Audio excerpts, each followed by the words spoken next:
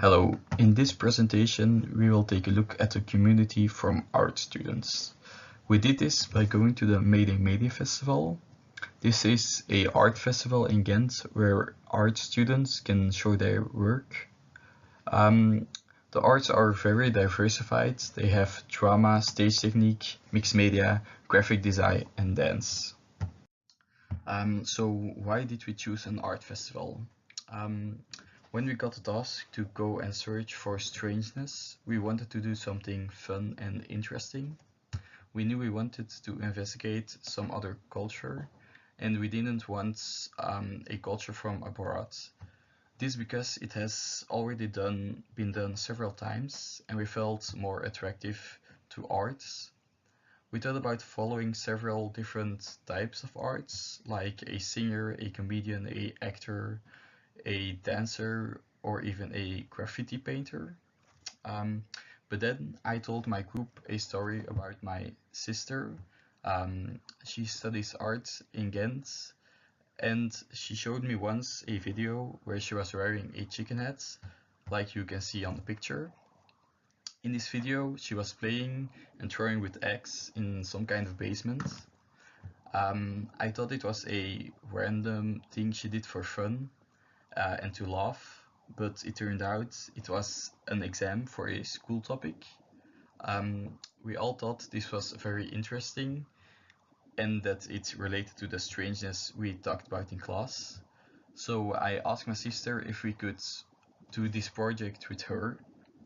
She said yes, but she also proposed that we went to the Mayday Festival because there we could talk to more students and see what the community is really like.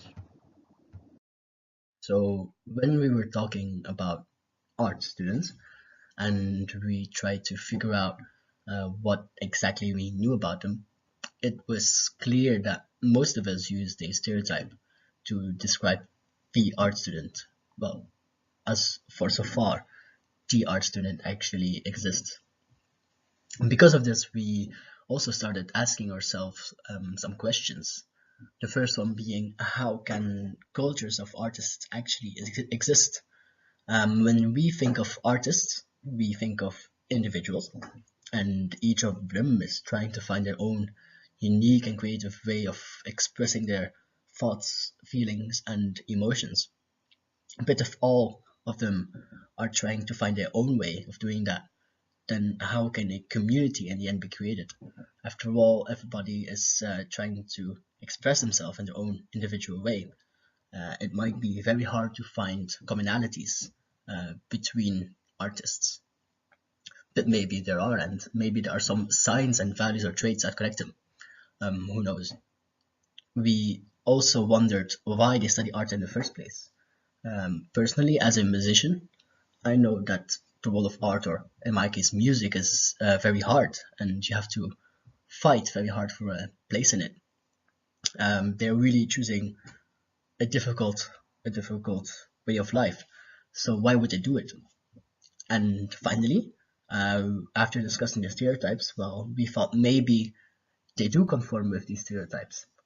Maybe the essentialist way of thinking is correct after all. And of course, what would their opinion be about these stereotypes? And now we will discuss our day. We had planned to go to the Mayday Art Festival in Ghent on the 3rd of May. Tai couldn't be with us because of a mandatory class. We took the train around 12 and grabbed a sandwich on our way from the station to the festival. On our way, we met with the sister of Terre. She brought us to the festival and she let us free. She went her own way and so did we. At first we were a little awkward in the situation, but eventually we split up and just started walking up to people and asked if we could interview them. This made the different rooms and performances much clearer for us.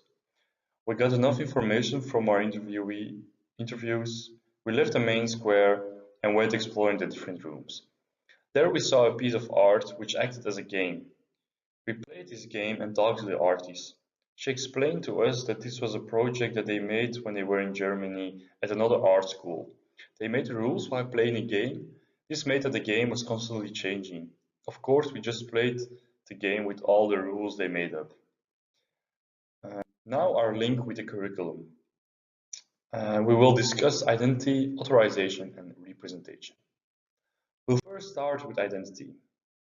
By media images, a lot of art students are formed as smoking and drug-using people. An example of this is Herman Brusselmans. He's a writer, which will also count as an artist. That comes often in the news. If you look at a picture of him, he doesn't look very healthy. This is something that makes us vulnerable for the stereotype. By going to an art festival, the stereotype about drugs using in the art community got broken.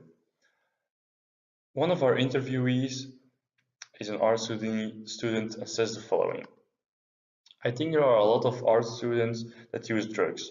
There are undoubtedly a lot of university students that use drugs too. I don't think that there is an environment where they are like, hey, you have to use drugs, otherwise you aren't an art student. For example, me and almost all my friends don't do drugs, and my environment also isn't busy with drugs. This is a nice example that we can link to the example of Parisa. It's not because you don't use drugs that you aren't an art student or vice versa. It's not because you do drugs that you are an art student. Just like it's not because Parisa looks very westernized that she isn't a real Iranian. In another interview, the interviewee states, I think by art I end up in a more drug-using environment. So this person uses more drugs than she thinks she did or probably will have done in another education. All this information helps us to form a thick description about the culture. We didn't really intercept a communication between two or more art students, so we didn't really got into the complex, many layered, many faced society. We don't really saw an encounter like the girls on the bus from our course. We had one friend that was an art student and was at the festival. We noticed at some point that she was standing with a group of people and had what looked like a fun conversation with laughing and a lot of smiles. A little later, she told us that she didn't know those people. She made clear that this wasn't something weird, and that talking to random groups in an art environment isn't weird. For us, this is something unknown. At Group T, you don't usually go stand in a group of people you don't know. You get weird faces. This and interviews made clear that the art community is a very open and friendly community. They really appreciate each other. In interview, they often state that this is something important. It's important for the self-development, which is a critical part of their education. This is also something that we noticed during the making of interviews. All our interviewees were super friendly and none of them were rude. Also, when we weren't recording, it was a very friendly and nice conversation. And they appreciated our views on things, and so did we. With this, they played a particularly identity card. Art students are often the victim of authorization, or so seemed apparent from our interviews. An interviewee told us that people made remarks about her clothes, but instead of saying that she had a unique taste, they told her something like, oh well, that's not too surprising. You're an art student after all. On the other hand, art students tend to avoid authorization if seen from a certain perspective. Let me elaborate. From our interviews, we found something that was shared by almost all interviewees. Each of them valued self-development and individuality. Since more than two people shared these values, we can say a culture was existent. Because of this, the students in question became aware of their own feelings, emotions, and thoughts, but also their preoccupations, which is important in this case. They are also aware that their fellow art student is trying the exact same thing. They also are trying to investigate themselves, and they also are trying to express themselves in their own unique way. Just like looking at art, they know as art students that a piece of art is not just a piece of art. There may be a lot of stories and reasons which contributed to the final result. Likewise, they see their peers not just as their peers. They respect each other's individuality and realize that a person is made up of a lot of different puzzle pieces. In this way, always avoiding cultural traps and making authorization almost impossible. Why a culture was created in this case can also be explained using the culture of dealing diagram. Variable A and E may be filled with completely different backgrounds. However, what would be in bowl B and D, we reason that they would be filled with the exact same thing. It would be something like art students dealing with art students.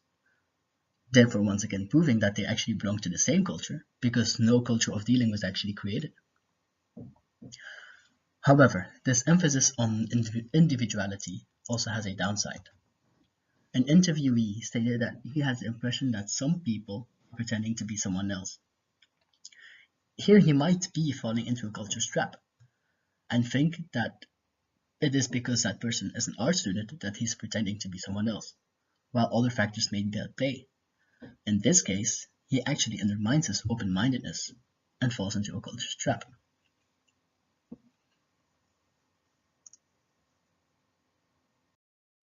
The last topic we wanted to explore while interviewing the art students was the representation of them and how they feel about how they are represented.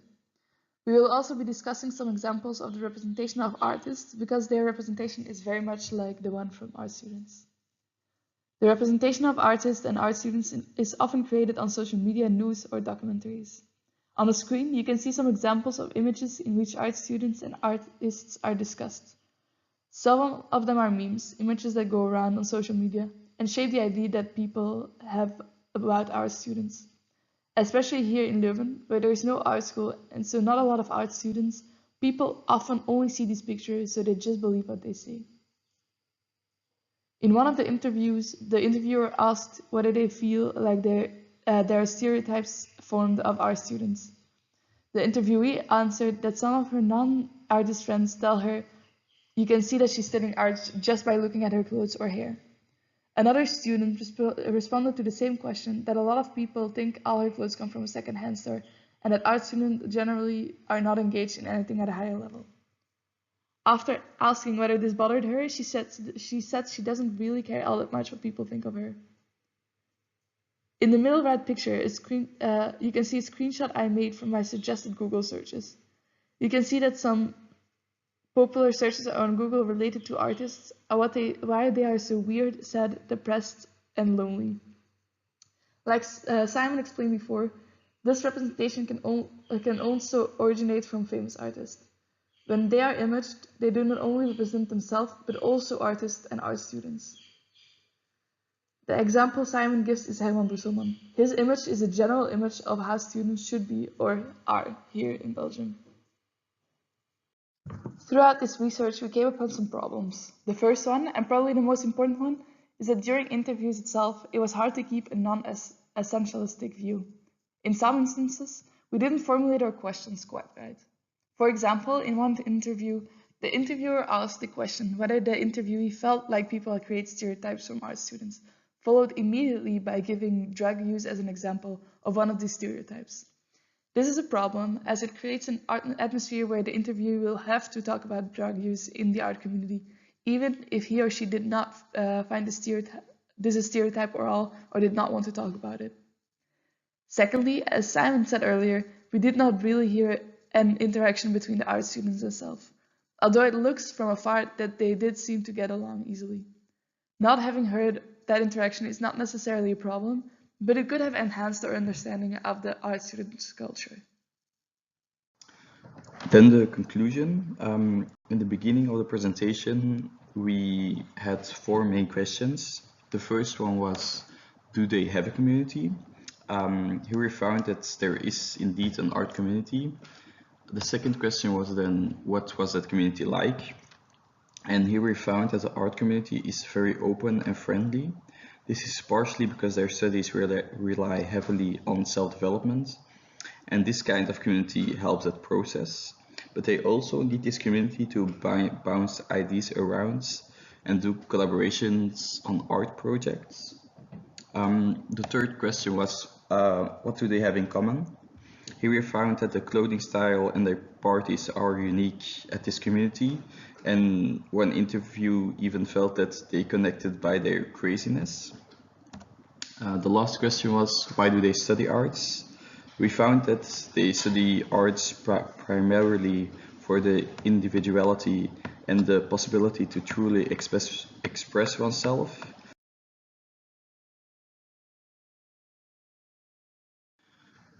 We've come to the end of this presentation. I hope that you enjoyed listening to us, and thank you.